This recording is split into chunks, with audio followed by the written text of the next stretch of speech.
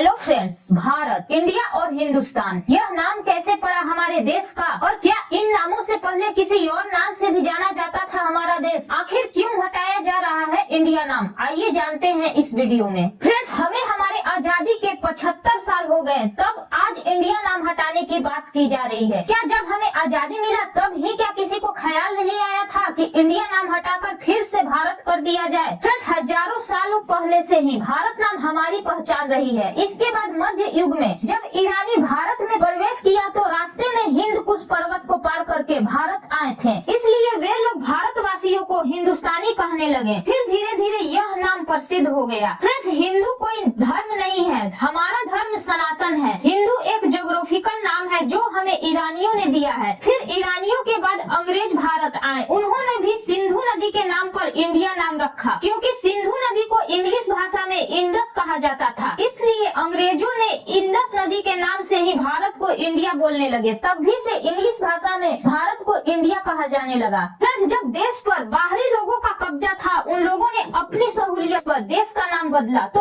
उस समय भारतवासी कुछ नहीं कर सकते थे। तब भारतवासी को नाम अपनाना पड़ा। लेकिन आजादी के बाद हम लोग इंडिया नाम को पहचान बनाकर अपने बैंकों, सार्वजनिक कंपनियों और अपनी योजनाओं के नाम इसी नाम से जोड़कर उसे पूरी तरह कबूल कर लिया। तब कोई दिक्कत भी नहीं थी। लेकिन भारत के लोगों को हमारे प्राचीन सभ्यता को बनाए रखने के लिए हिंदू राष्ट्र के लोगों को यह मानना है कि इंडिया नाम हटाकर भारत कर देना चाहिए, क्योंकि हमारे देश के वेदों पुराणों में, हमारे प्राचीन संस्कृति ग्रंथों में हजारों वर्षों से भारत जैसे शब्दों का उपयोग हमारे देश के लिए किया जा रहा है। इसलिए भारत के हिंदू राष्ट्र के लोगों का कहना है कि भारत एक सनातन धर्म है और सभी भारतीयों को उसके धर्म के नाम से पहचान किया जाए। फ्रेंड्स, विष्णु पुराण के दूसरे खंड के तीसरे अध्याय के पहले श्लोक में ये लिखा है, समुद्र के उत्तर और हिमालय के दक्षिण में जो देश है उसे भारत कहते हैं, और इस भूभाग में रहने वाले लोग इस देश के संतान भारतीय हैं। और विष्णु पुराण में दूसरे खंड के तीसरे अध्याय के 24वें श्लोक में ये भी लिखा है कि देवता हमेशा से यही गान करते हैं कि जिन्होंने स्वर्ग और अपवर्ग के बीच में बसे भारत में जन्म लिया है, वो मानव हम देवताओं से भी धन्य है। फ्रेंड्स, भारत नामकरण के आधार सूत्र जैन परंपरा में भी मिलता है। पुराणों के अनुसार नाभिराज के पुत्र एवं जैन धर्म के प्रथम तीर्थकर भगवान ऋषभ देव के पुत्र भरत चक्रवर्ती के नाम पर भी इस देश का नाम भारतवर्ष पड़ा। ये भी माना जाता है कि महाभारत में हस्तिनापुर के राजा दुष्यंत और शकुंतला के पुत्र भरत के नाम पर देश का नाम भारत पड़ा। फ्रेंड्स, संस्कृत भाषा में वर्ष का अर्थ है इलाका या हिस्सा भी होता है। इसके अलावा सबसे प्रचलित मान्यता